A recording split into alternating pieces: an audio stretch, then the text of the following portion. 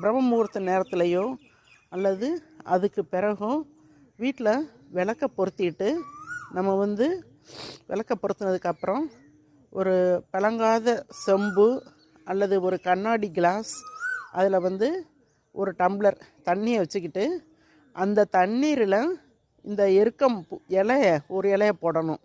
அப்புறம் அதனோட பூக்கள் கொஞ்சம் எருக்கம் பூக்கள் மிதக்கிற மாதிரி கொஞ்சம் பூக்கள் ஒரு இலையை நல்லா நம்ம இலையை பிள்ளையார் முன்னாடி நல்லா மடித்து சாமியை கும்பிடுற மாதிரி இலையை மடித்து பிள்ளையார் முன்னாடி நல்லா கும்பிட்டுக்கிட்டு நாம் என்ன கோரிக்கை நினைக்கிறோமோ,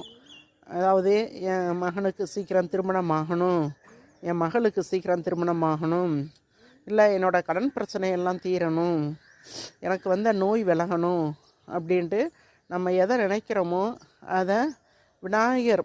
திருவுருவப்படத்துக்கு